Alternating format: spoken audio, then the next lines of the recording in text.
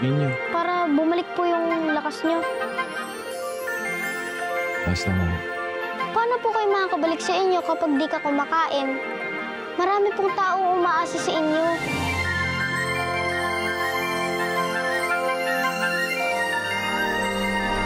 Ano nangyayari dito? Bakit kayo nagkakagulo? Nakaganyan kayo? Ay! Isa-isa lang. Hindi ito panahon para magbangayan, magsisihan, magbuklod-buklod tayo.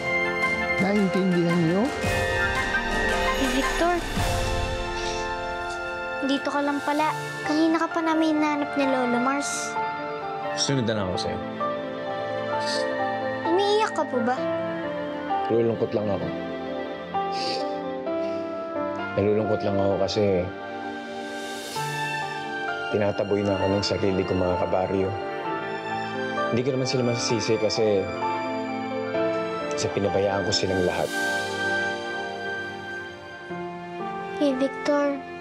Naniniwala po kasi akong mabuti kang tao. Talaga? Oo naman po. Sabi sa akin ni Mama, wala naman daw pong pagkakamaling hindi nadadaan sa paghingi ng tawad. Pagtapos naman po natin manghingi ng tawad, kailangan naman po natin bumawi sa kanila para maramdaman nila totoo tayo.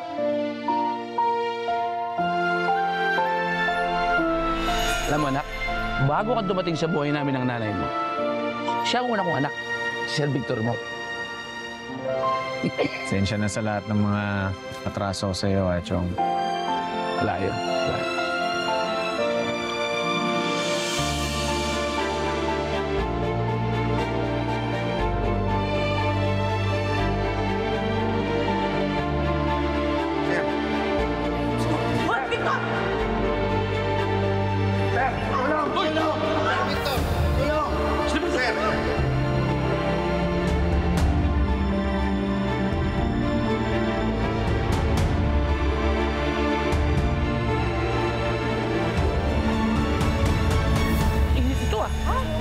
Iho! Buka ka ng tubig. Taas ang lagdat niya.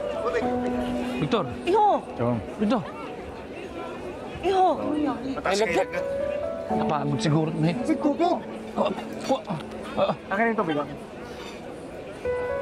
Ito. Iho, Victor! Victor! Ano ko? Tubig. Tubig muna. Tubig. Inumin mo tubig.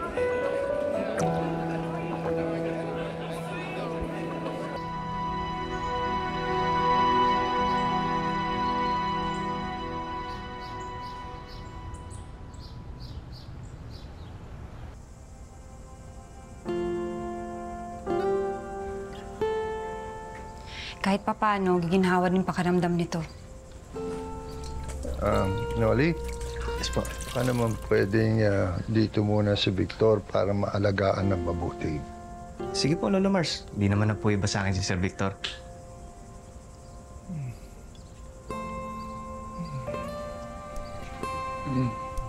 Naku, taas pa rin ang lagnat. Kay, pabili naman ng gamot, oh. Sige po. Halika, Noli. Gamitin natin yung motor mo para mabilis tayo makabili ng gamot. Ako? Oo. Tara na. Bilisan mo. Sige po. Talaga. Uso talagang sakit, no? Dahil siguro sa bagyo. Hindi lang sa bagyo. Pero pinagdadaanan yung batang yan.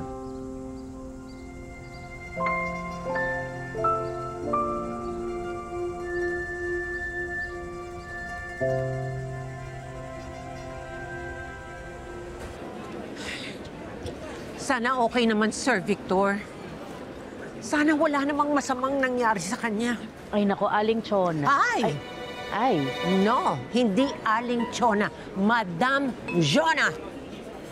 Madam Jona. Yes. Huwag po kayo mag-aalala. Kasi lagnat lang naman yung meron si Victor. Parang dala sa pagod, ganun.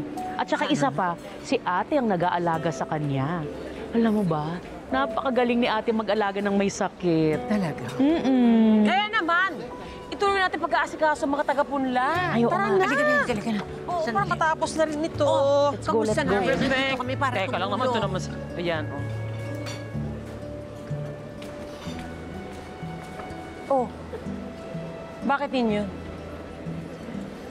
Iniisip ko lang po kung kamusta kaya si Mama. kung bumagyo kung nasan siya. Ay, naku, kung nasa mama mo, sigurado ako. Huwag ka mag-alala. Safe lang yun. Ganito na lang. After lahat ng to, gagawa tayo ng paraan. Hahanap ako ng paraan para makakontakt siya, okay? Halika na! Halika! Hoy! Nasaan ang tsinelas mo? Ay, binigay ko po sa bata kanina. Wala po kasi siyang tsinelas. Meron pa naman po ako tsinelas sa bahay. Alam mo, lagi ka sobra ka talagang bata ka. Ang bait-bait mo, cute-cute pa. Eh, hindi na pwede papaglakarin ng nakapaano. Alam mo yung sa K-drama, doon ka punta. Akit ka doon. Diyan. Yan. Tapos dito ka. Yan. Tapos, slow-mo tayo ngayon. Nasaan na?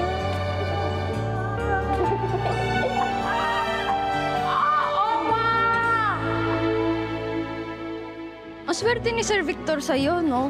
Pamatindihan ka tumulong. Mas maswerte ako, naging kaibigan ko si Sir Victor. Alam mo, kahit ang tagal na natin magkaibigan, ang dami ko pa rin pala talagang hindi alam sa'yo. Hindi mo kasi ako pinapansin. Ha? Ano yun, Nolly? Yung ngayon pa talaga. Ayaw eh. Sige, subukan mo pa. Oo ka kay Noli. Buti, nabuta ko kayo. Paano na kaya tong gamot? Halika na, sumabay ka na sa akin. Tara. Tara na. Ayoko. Lola Mars at the Hershey. Ninyo, no, ikaw ba'y nagpaalam kay mama napupunta ka rito? Baka mamaya hanapin kaya? Nagpaalam po ako na bibisitahin ko si Kuya Victor. Lola Mars, ano po nangyayari sa kanya? Kinukumbulsyon siya. Tuloy mo yung pagpunas. Ang swerte ni Sir Victor sa'yo, no? Pamatindihan ka tumulong kahit na naging barga siya. Ang totoo nga niyan, mas maswerte ako, naging kaibigan ko si Sir Victor. Dahil bukod sa naging scholar ako ng magulang niya, pamilya rin niya nagbigay ng lupa sa amin na naging sakahan namin ni nanay at tatay. Tauhan sila ng mga Deo Gracia. Oo nga pala, nasan nga pala yung nanay at tatay mo? Ayun, naswertehan na napetisyon sa Guam dahil gusto nilang mag-alaga ng mga apo. Kaya ako na lang nangangalaga ng sakahan namin ngayon. Ganun pala. Alam mo, kahit ang tagal na natin magkaibigan, ang dami ko pa rin pala talagang hindi alam sa'yo. Hindi mo kasi ako pinapansin. Ha? Ano yun, Nolly? Tara na, baka hinahanap na itong gamot. Sige. I-start ko lang.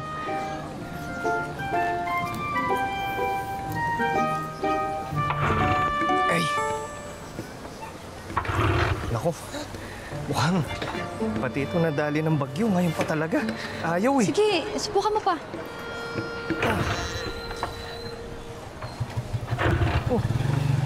Ay, Oo ka kay Noli. Buti, nabuta ko kayo. Ano namang ginagawa mo din eh? Ba, syempre, nagtatrabaho doon sa palengke. Nyari, palyado? Paano na kaya tong gamot? Halika na, sumabay ka na sa akin. Tara. Tara na. Ayoko. Sigurado ka? Oo naman. Okay. Sige, sabi mo eh.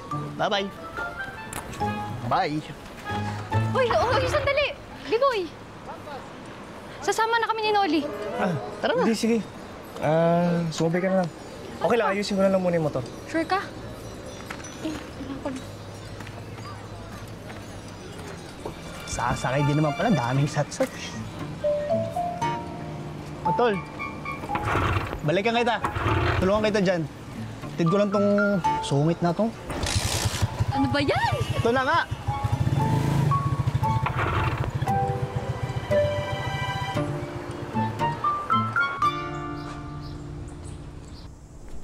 Lola Mars, Tita Hershey.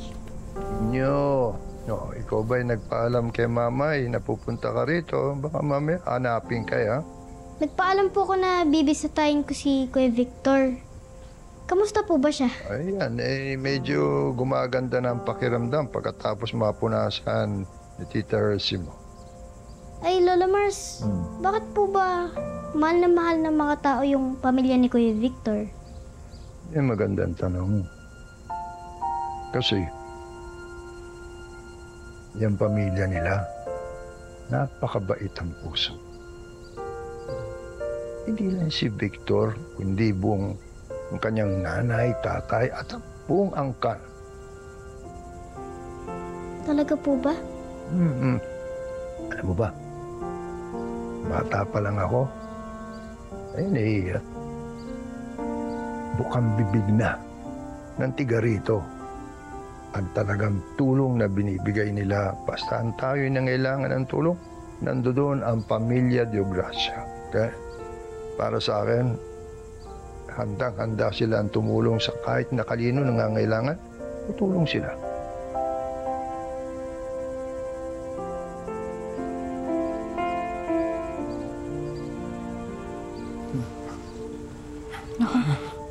Lolo Mas, ano po nangyayari sa kanya? Kinukumbulsyon siya. Tuloy mo yung pagpunas. Bilis! Bilis mo!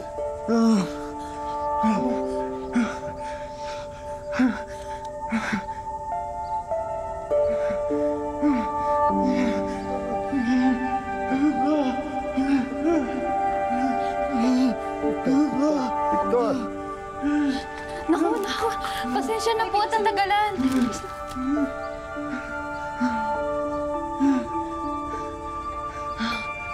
Teka, takpan natin.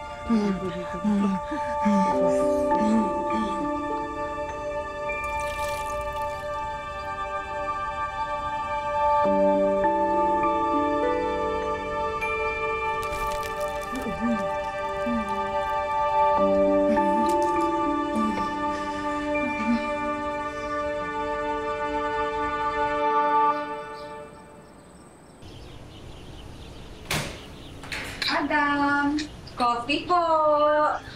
Yan ang kape mo, madam. Tsaka biskwit. Nag-iisip lang ako. Sana si Sir Victor. Sana nasa mabuting kalagayan na siya.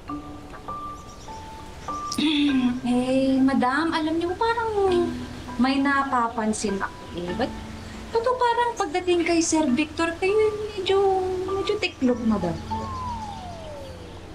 Alam mo, ganyan din ang iniisip ko, madam. Nag-iisip ka? Grabe ka sa akin. Ano akala mo sa akin? Walang isip? Medyo. Quiet! Alam niyo kasi, yung papa ni Sir Victor, munti ko nang maging kalaguyo. Ganun lang, madam? Ay, anong gusto mo? Ikwento ko ang buhay ko sa'yo! Hindi, madam. Pupuntahan ko lang yung mga katuda at titignan ko kung nakaboundary na sila at mag-iintriga sila sa'yo. Hindi!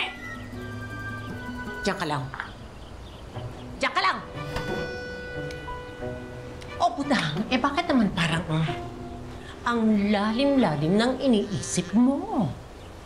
Kasi, madam, aking napagtanto, kung kayo pala'y nagkatuluyan ng tatay ni Sir Victor, ay ang lakas humakapolitika ng inyong pangalan. Ha? Talag? Ate Chona Deogracia. Ihalal! Teka, parang may mapanghin na part doon. Bakit may ate pa? Ay, madam! Ay, siya, ganun talaga iyon. Kapag kayo ay politika, dapat may ate para kayo maging malapit sa ating mga kababayan. Talaga? Diba? Ate Chona! Ate Chona! Ate Chona! Chona Deogracia! Ate Chona! Iboto! Diba? Iboto! Yes! Kunyari ako yung Ate Chona!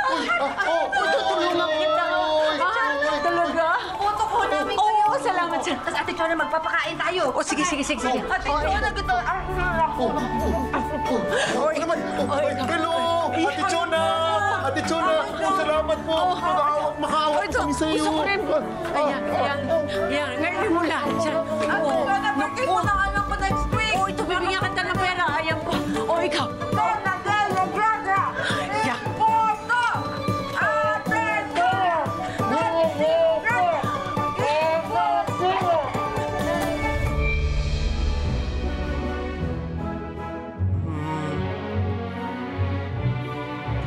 Victor! Victor, nananaginip ka. Gumising ka.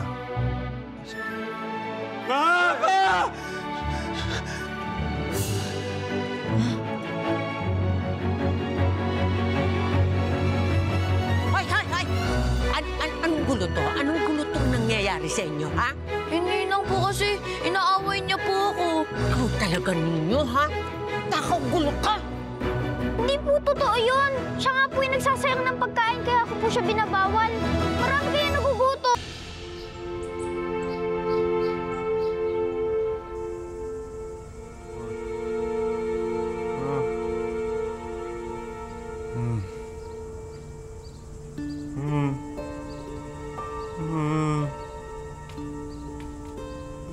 Victor! Victor, nananaginip ka. Gumising ka, gumising ka.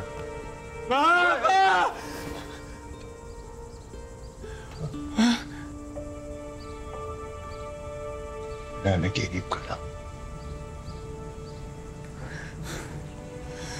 Mars.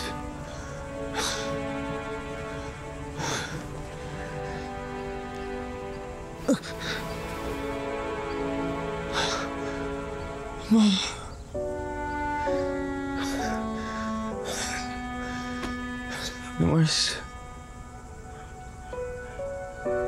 Hasyenda na lang natitira sa akin. Tapos parang pati yung hasyenda na namimiligro pa dahil wala akong mapasweldo sa mga nagtatrabaho sa hasyenda. Hindi ko na alam yung gagawin ko, Lola Mars. Sobrang gulo-gulo na isip ko. Sakit ang tawa ko.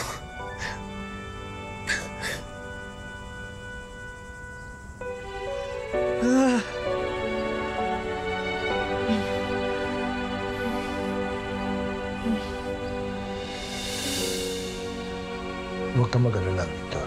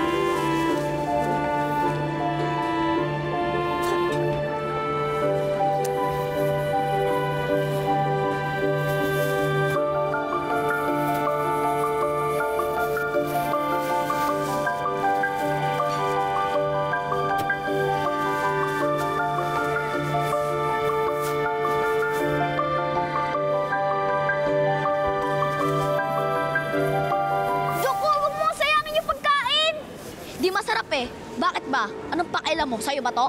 Marami kayo nagugutom. Aba, matapang ka na. Ay! Anong gusto mo, ha? Hoy! Ha? Anong gulo to? Anong gulo tong nangyayari sa inyo, ha? Hindi lang po kasi inaaway niya po ako.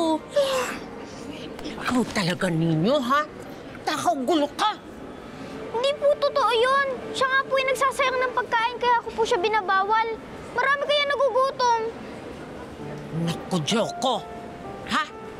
Joko, mali naman talaga yung ginagawa mo. Alam mo, mas maigi pa, umuwi ka na lang sa bahay mo at doon ka maglaro. Sigurado, namumuro ka sa nanay mo. Noong notebook, pagkatapos ngayon, nagsasayang ka ng pagkain. Sige na, umuwi ka na. Uwi! Nak!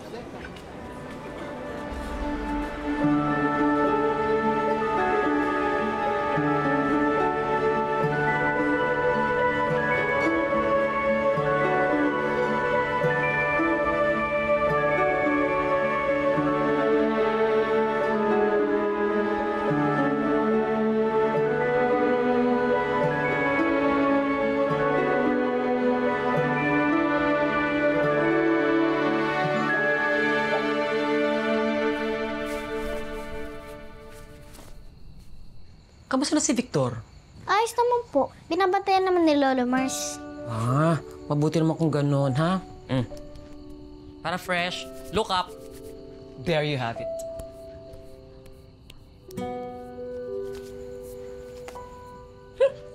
Mamay, Bakit? salamat po ah. Para saan? Naalala ko lang po kasi ang nangyari kay Kuya Victor. Tsaka sa mga kasamaan niya. Maswerte pa din po pala tayo sa Bukang Liwayway, no? Kasi ligtas tayo. Tsaka mamay, salamat po kasi nalagaan niyo po ako. Tsaka sinagurado na hindi ako papahamak. Kahit malakas sa bagyo. Natatouch ako dahil. Halika ka rito. Cute-cute mo. Nagigil ka. Bakit din, Paul? Di susi. Charot lang. Nasaan ba yung susi mo?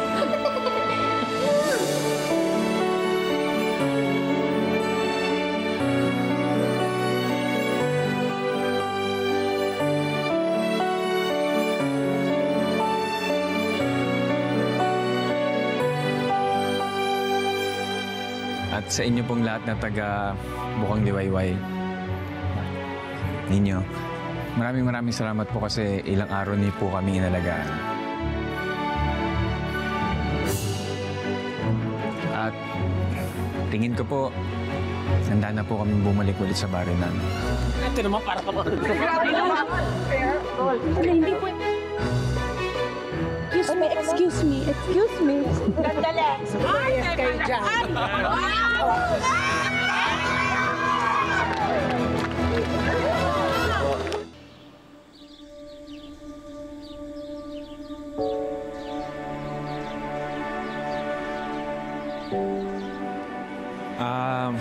Lola Mars, at sa inyo pong lahat na taga Bukang Liwayway, ninyo, maraming salamat po kasi ilang araw niyo po kami inalagaan. At tingin ko po, handa na po kaming bumalik ulit sa baryo namin. Walang ano man yun, Victor. Para sa amin, mahalagang makabalik kayo nang nasa mabuti kayong kalagayan. Makabangon uli. Makabangon uli. Salamat po.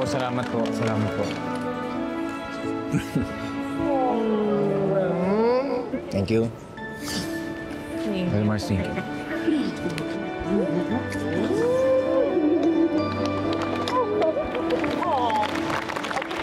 Sige po. Salamat po ulit. Salamat po sa pag-aalala. Walang anuman at ito naman para ka mga... Grabe naman! Wait, excuse me. Gandali! Sumayas kayo dyan.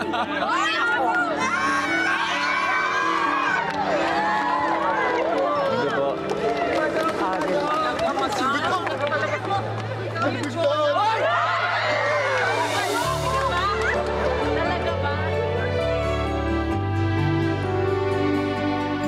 Masaya man na natulungan ng Bukang Liwayway ang mga taga-punla.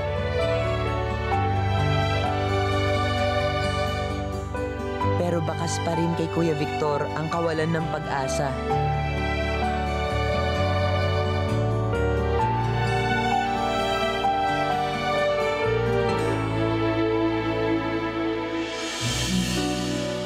May takot sa kanya sa kung anong pwedeng mangyari sa mga susunod na araw.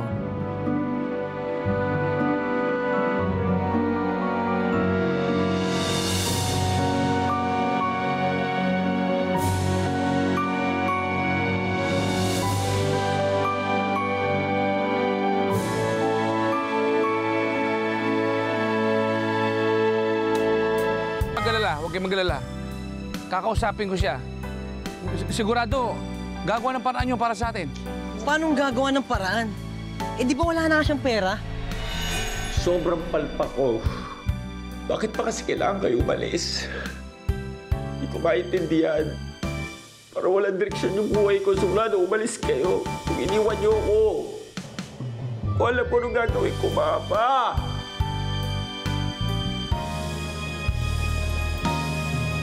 Sir.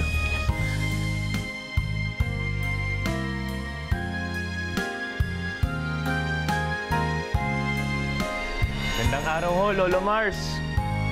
Ay, magandang araw din sa inyo. May problema ba?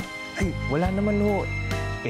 Lola Mars, dito na muna ho kasi titira si Sir Victor sa Bukang Liwayway. Bakit nga pa hindi? Welcome ka sa Bukang Liwayway. Hoy, sandali! Itigil mo ba? Itigil mo! Ano ba naman yan? Ano na naman? Napakabagal mo. Malilate na ako. Mamaya hinahanap na ako ni na Miss Hershey. Dali lang naman, no? Hindi naman eroplano yung sinasakyan mo. Ay, naku, ang dami mong dahilan. Alam mo, dahil dyan, kalahati lang ibabayad ko sa iyo. Sige na, maglakad ka na. Ano? Kalahati pala. Hoy! Walang iya talaga tong lalaking to. Ha? Kala mo?